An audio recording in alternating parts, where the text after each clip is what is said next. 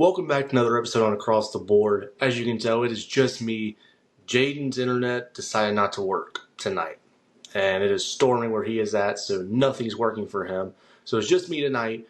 But we do have a lot to go over for the college baseball after this past week. Plus the new field of 64, and with only about 2 weekends left of conference series, the big weekends and coming up, and we have a lot to look into.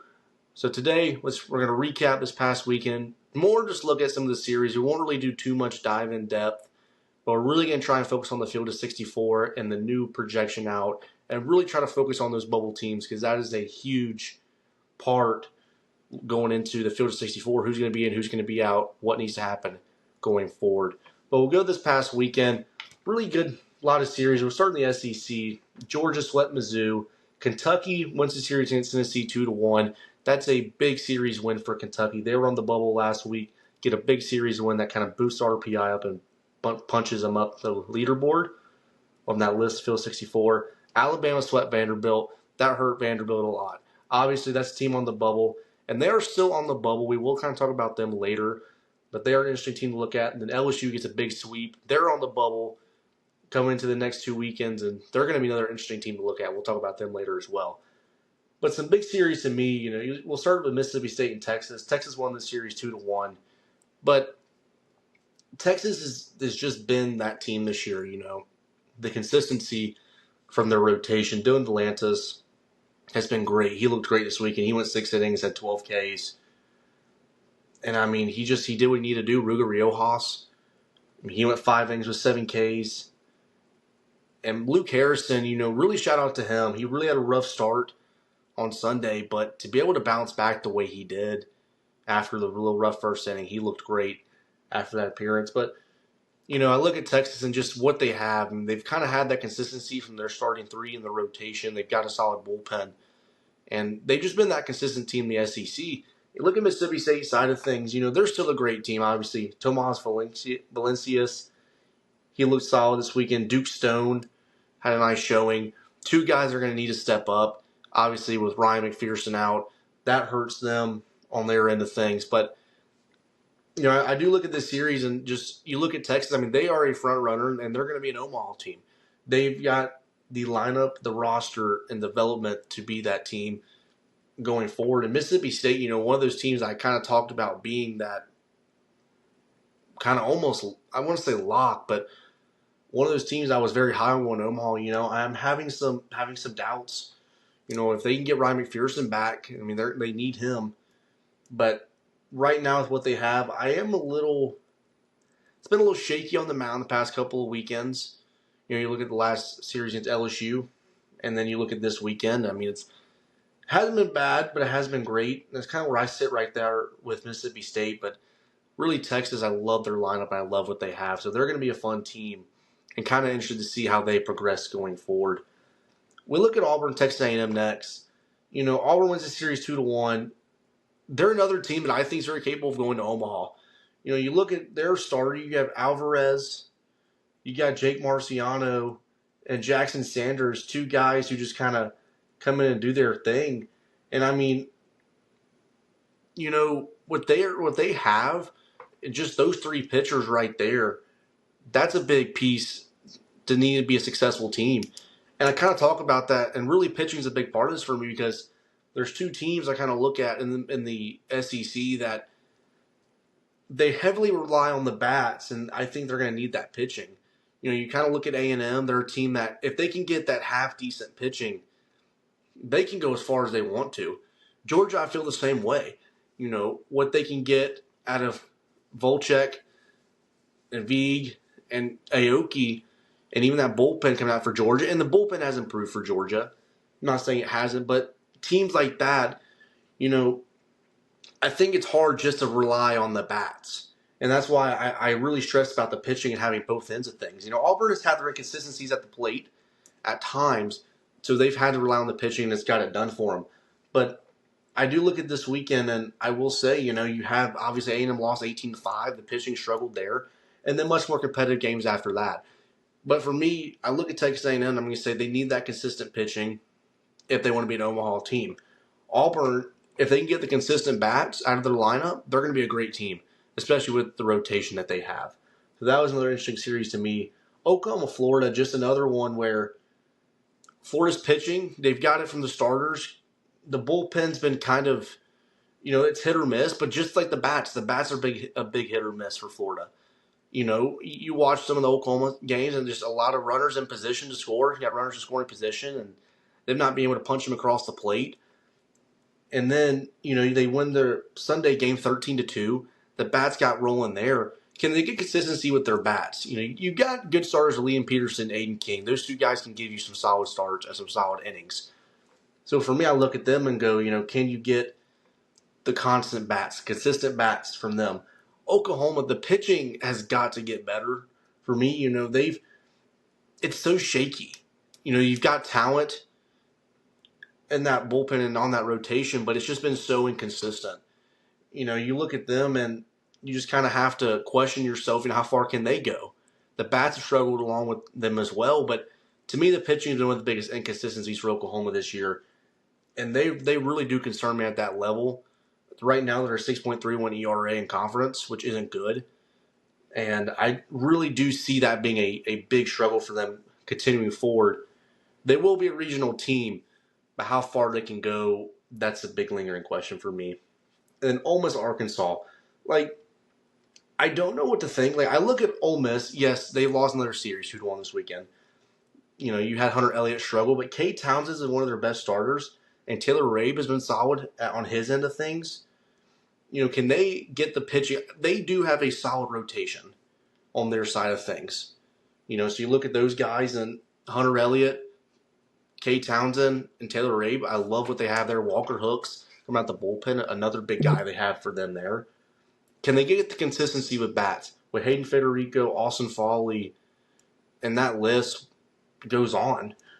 A bunch of talented guys that they have with Udemark, Furness. But you look at Arkansas side of things, and they've been grinding out wins. The thing for me, though, I think I still look at the pitching for myself, and it's still a question. Hunter Dietz has been good. He's been really your best pitcher. And then kind of after that, to me, it kind of falls off. Gabe Gackle, you kind of moved him out of the starting rotation. I believe he actually did start on Sunday, but he's kind of moved around, and you kind of had the inconsistency there in that bullpen and really on the mound. And for me, that is a huge, huge struggle. But this weekend, the bats looked good. Kui Aloy had a 3-hit game, and you kind of look at this whole lineup. I mean, when they piece it together, they're going to be a good team. It's more of that consistency, though, for me. So Arkansas gets a big win in that series, but as much as I hate to say it, I still feel more confident about Ole Miss after this weekend than I do Arkansas, which is really weird to say, but that's kind of just how I feel and how I see it. Some more big series, just going to kind of run through these. FSU swept Pitt 3-0. Pitt was on the bubble. That was a huge weekend blow to them. NC State, another team, was on the bubble. 2-1 series win over Miami. Absolutely huge for their end of things. South Alabama swept Texas State. Clemson gets a big series win against Boston College 2-1. Absolutely needed that, and they got it. West Virginia swept Kansas State. Kansas State was a bubble team, and that was a huge loss for them this weekend. Wake Forest swept Louisville. Louisville was a team on the bubble. Now they're getting pushed farther out.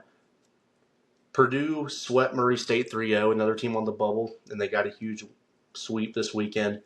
Va Tech won the series against Cal 2-1. They move into the bubble this week as part of the last four in, and we will talk about them later as well.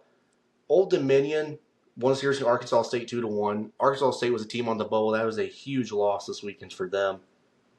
Miami, Ohio won their series against Western Michigan 2-1. They're a team on the bubble as well. It was a big series.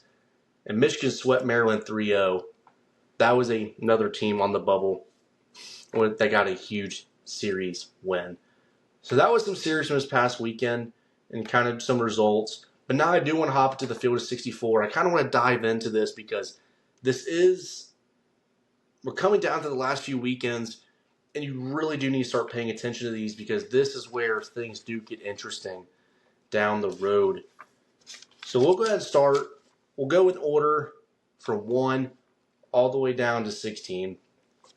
So the number 1 national seed, no surprise, is UCLA. They will host a Los Angeles Regional, with number 2 being UC Santa Barbara, number 3 seed Kent State, number 4 Niagara.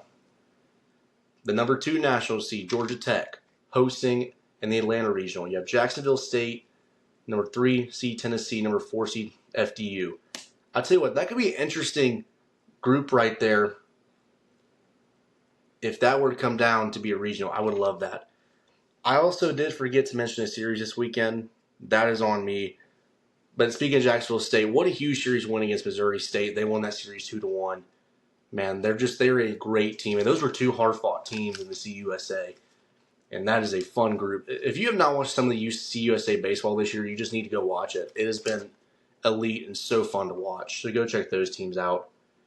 But now we go to number 3 national seed, Georgia, hosting in the Athens Regional, with number 2 seed being UCF, number 3 seed Liberty, number 4 seed Army.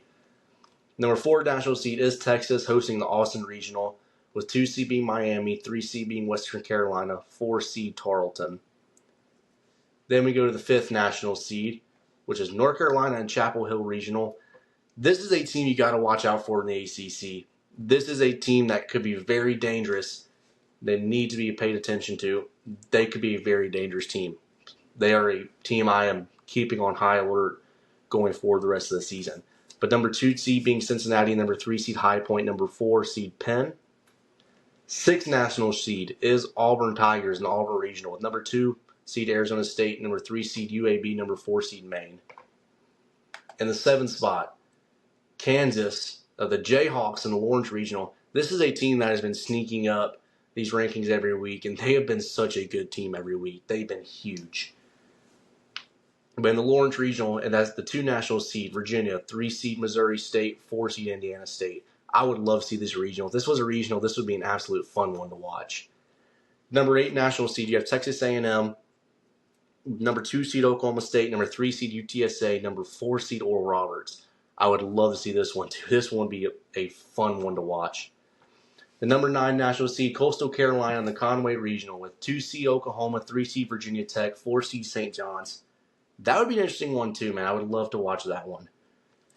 Number 10 national seed, Mississippi State in the Starkville Regional, with 2 seed being West Virginia, 3 seed Michigan, 4 seed Southeast Louisiana. Then the 11th seed, you have the Tuscaloosa Regional, Alabama hosting, with 2 seed being USC, 3 seed NC State, 4 seed Wright State. That would be an interesting regional for sure. Number 12 national seed, Florida in the Gainesville Regional, with 2 seed Wake Forest, 3 seed TCU, 4 seed Bethune-Cookman. That is quite an interesting regional if that were to happen. Now, obviously, these are not exactly what are going to happen. It could happen, but these are obviously projections. But man, these would be some fun regional that they're drawing up here. This one coming up especially. Number 13 national seed, Florida State, with hosting the Tallahassee Regional, with Arkansas at 2 seed, 3 seed Eastern Carolina, 4 seed North Florida. That would be such a fun series and regional to watch. Number 14 national seed, the Hattiesburg Regional, with USM hosting, with number 2 Ole Miss, number 3 Campbell, number 4 San Diego State. That one would be interesting as well. The 15 national seed, Corvallis Regional, Oregon State Beavers, with 2 seed Nebraska, 3 seed Gonzaga, and 4 seed Eastern Illinois. And the 16 national seed, the UG Regional, Oregon Ducks hosting, with 2 seed Boston College, 3 seed Kentucky, and 4 seed St. Joseph's. That would be a fun series and regional to watch. Now, it's time to go into the last 4 in, first 4 out, and 4 to watch. So we'll start with the last 4 in. You've got UAB, TCU, East Carolina, Virginia Tech. These are teams going forward you got to pay attention to. Obviously, when we do the schedule, these teams are in the schedule for a reason. They are important to watch, and this bubble is huge for a lot of teams, and it could depict a lot of regionals and stuff. So this is very important to pay attention to. So the last 4 in, you have UAB, TCU, ECU, and Virginia Tech. Your first 4 out, you got Pitt, Purdue, Miami, Ohio, Louisiana. Your 4 to watch, Vanderbilt, LSU, Mercer, South Alabama. So I want to talk about some of these teams before we go forward. And some of these are quite interesting, so let's kind of talk about them. So you've got Vanderbilt and LSU. So I want to talk about these 2 SEC teams because they're in really opposite situations. So you look at the RPI, Vanderbilt and the RPI right now currently sits at 68. Their last two remaining series are South Carolina and Missouri. You have to win those series. You're not going to get much of an RPI boost, so they would need some help, the bubble above them. LSU is in a little bit of a different situation. LSU ends the year with Georgia and Florida. They have a chance to boost the RPI with a win. If they're able to win both those series, they will most likely and could be a lock for the tournament. So they are interesting teams to watch there. Then you have Mercer this week and play Alcorn State, which again, the RPI boost may not be that high, but that's why each EC series are important. You have to win these games. And South Alabama, on their side of things, they're playing Troy. That's a huge series win you've got to win. For those teams, it is a must-win weekend going forward.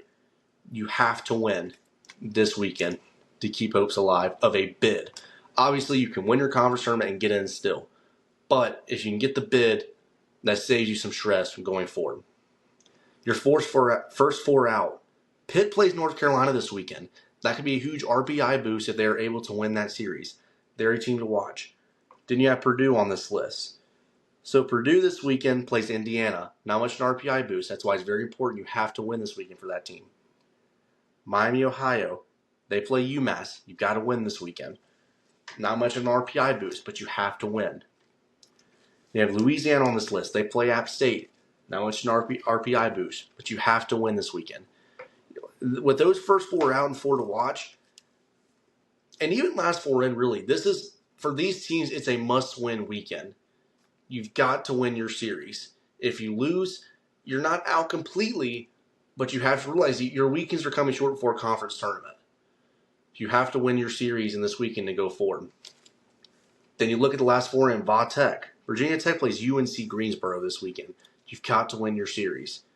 East Carolina, they play Rice. This is a big weekend for them, especially in their conference. It's one of the two teams up top, the American Conference. Big weekend. ECU needs to win. Then you've got TCU on the schedule. They play Utah. Got to win this weekend. UAB plays Charlotte. Another big weekend. You've got to win. So that bubble right there, those 12 teams have big weekends ahead of them. Now, to keep in mind, obviously you can win your conference tournament, and you can get some boosts during that conference tournament, depending on who you play. And that's why this weekend is big. So for a lot of these teams, it's all must win to keep going and have a chance to get that bid. If you get the bid, you save yourself having to win your conference tournament. It would be nice to win your conference tournament, but also saves you that time to do that. With that being said, that is your Field of 64 looking projections. Now we will go to the stress meter. Jade presented me the stress meter. We've got 5 teams on it today. So we'll go ahead and run through it right now. We'll start with Boston College. They lost series this weekend 2-1 to Clemson. Their remaining schedule, they have NJIT, UMass Lowell, and Georgia Tech, with NJIT and Georgia Tech being weekend series, and UMass Lowell being a midweek. To be completely honest, I'm at like a 2 for Boston College. Like, they're still a great team. I know they lost series to Clemson, but Clemson was a desperate team looking for a win, and they got it. Boston College is going to be so good. They've got a nice rotation. You got Tyler Mudd and AJ Colarusso in there. And these guys can hit. They play small ball, but they're such a good and athletic team. So I'm going to give probably a 2. I'm not very concerned about Boston College going forward. Vanderbilt. You're swept by Alabama this weekend. Your main schedule is Missouri, South Carolina. That is the thing that concerns me the most. Your schedule does not give you the opportunity for any room for error. You have Missouri, South Carolina. You're not going to get any boosts. You've got to win both of those to kind of keep yourself in hopes for a bid if you get some help. My big issue with Vanderbilt, in conference play this year, they have a 7.21 ERA. Connor Fennell is your guy, then after that, you are kind of out of luck. The pitching has just been bad for this team this year, and there's no other way to say it. The pitching has been rough, and they haven't gotten the consistency out of their rotation and their bullpen. I'm at a 10 for Vanderbilt. I am full panic mode. Because, A, you win this weekend. Both series, you don't get any help. You got to go win your tournament. The pitching will not be good enough for that team. So, for me, it will not be good enough at all to get them going far. Now, obviously, they may not have to win the conference tournament depending on if they get a good RPI boost and get a couple big wins during that tournament. We won't really know until time goes on as we check in next week. But I'm out of 10 right now for Vanderbilt. They have a big weekend ahead of them, and their pitching has not been good at all this year. Ole Miss lost series 2-1 to Arkansas. Their remaining schedule, they have Texas A&M, UT Martin in a midweek, and then Alabama. And honestly, I'm really not that concerned. I'm at a 3. Yes, it's not good to lose back-to-back weekend series, but I look at it like this. Hunter really had a rough weekend. You still got good pitching, and your bats have been getting hot. You still are in a good spot to be a good team. So I'm at a 4. Yeah, you've lost your last 2 series, but I'm not ready to full-on panic yet. So I'm going to say a 3 for Ole Miss. Oklahoma, you lost series 2-1 to Florida. You have Arkansas, Tennessee remaining in 2 weekend series. Oklahoma's a little bit different. I'm going to go with a 5. Right now, the pitching to me has not been good. The bat's been inconsistent. But the pitching has been so inconsistent and so spotty that it's hard to me for look at this team and say, I have any confidence in the world of them being good in a regional and winning a regional. I just can't say that. I don't have the confidence to say that. And for me, that is a huge concern for Oklahoma. But I'm at a 5 because they can still get there. They still have the potential to be good. Nebraska, you got swept by Ohio State. You have Iowa, Creighton, and Minnesota. This one's tough. You look at Nebraska, and they're still a good team, but getting swept by Ohio State is not a good look. Oh, man, this one's rough. They've still had good weekends, and they're still a good team, so I'm not ready to panic fully. I'm going to say a 4. They've still got solid bats that can hit the ball well, and when they get good pitching, they can be a good team. But I'm going to give them a 4. I'm not ready to fully panic yet. Being swept by Ohio State is not a good look, but they are still a good team. So I'm not ready to fully panic yet. But that is your stress meter. Now we'll hop into our schedule for this week. A lot of big games, so let's go into it. Auburn, Mississippi State. Pitt versus North Carolina. That's a big one. Pitt's a bubble team. LSU and Georgia. LSU is a must-win. They're a bubble team. FSU and Clemson. La Tech, Liberty. Rice versus East Carolina. Another bubble team. Texas versus Tennessee. Kentucky versus Florida. West Virginia and Kansas. 2 teams in the Big 12. This will be a fun matchup to watch. Oklahoma versus Arkansas. Arkansas State, Texas State. Texas A&M versus Ole Miss. Oregon versus UCLA. Big matchup in the Big 10. Oklahoma State versus Arizona State. Vanderbilt versus Mizzou. A big weekend for Vanderbilt. UAB versus Charlotte. Big weekend for UAB. TCU versus Utah. Big weekend for TCU. Va Tech and UNC Greensboro. Big weekend for Virginia Tech. Purdue and Indiana. Big weekend for Purdue. Miami, Ohio, and UMass. UMass needs a series win this weekend. Louisiana and App State. Louisiana, big weekend. Mercer versus Alcorn State. Mercer, big weekend series for them. South Alabama and Troy. Big weekend for South Alabama. But that is your schedule of the week, and that will wrap up today's video. Thank you for joining us. Go follow our socials to keep up when we post any new videos, and we hope to see you next time on Across the Board.